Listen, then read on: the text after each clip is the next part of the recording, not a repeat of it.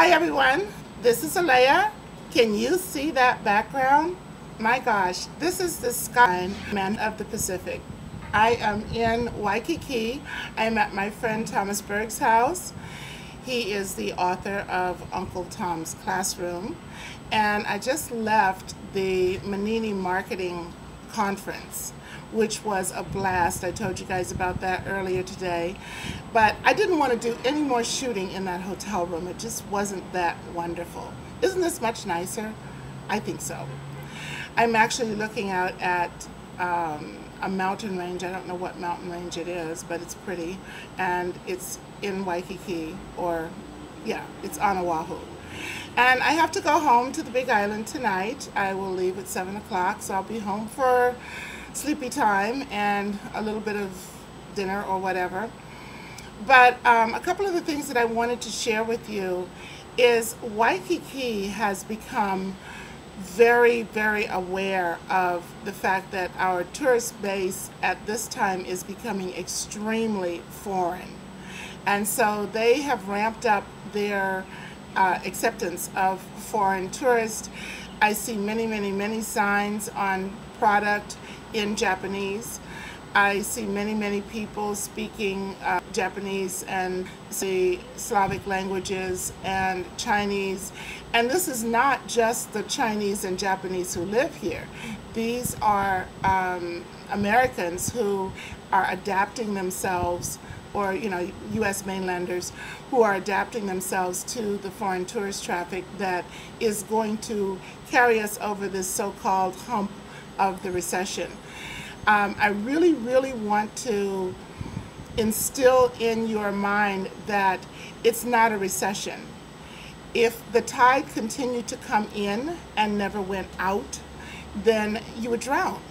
So you need to think of it as a recession, as the way that we would think of recess. It's a time of rest. But it's euros are pouring in Waikiki, honey.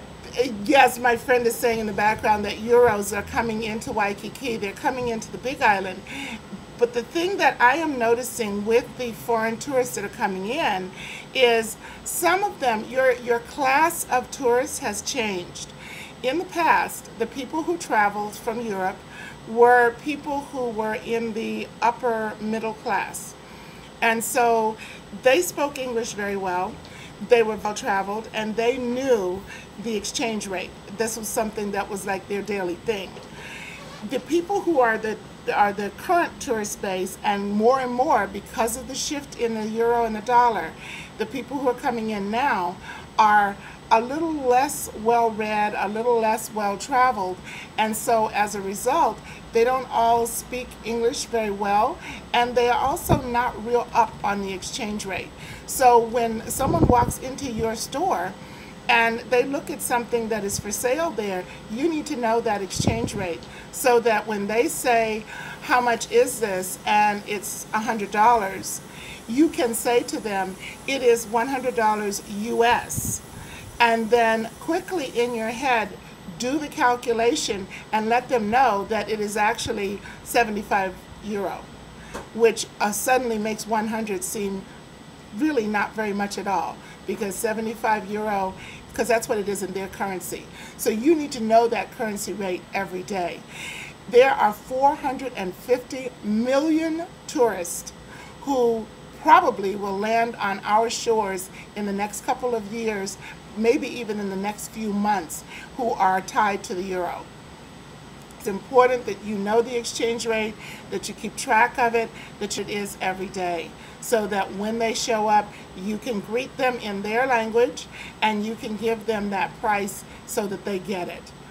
Now, I'm going to give you some other information on a second podcast about the shipping thing, because when the gas went up, everybody started bumping up their prices, and this is no way to treat our foreign tourists. One of the things that a Canadian tourist told me, and this is really quick and then I'm going to let you go, a Canadian tourist told me the other day that they were in a store, they had Canadian dollars, they wanted to exchange their dollars, and they were actually hit with a 10% fee from the store owner because they wanted to exchange their dollars. Now, that's not any way to treat them. They actually walked out of that store. They did not purchase anything. They came to my shop. I took their Canadian dollars. It's my problem to figure out how to exchange them, but there are ways to exchange them. So we need to treat our foreign tourists as the gift that they are. Until the next time, ride the wave of the recession all the way to the bank.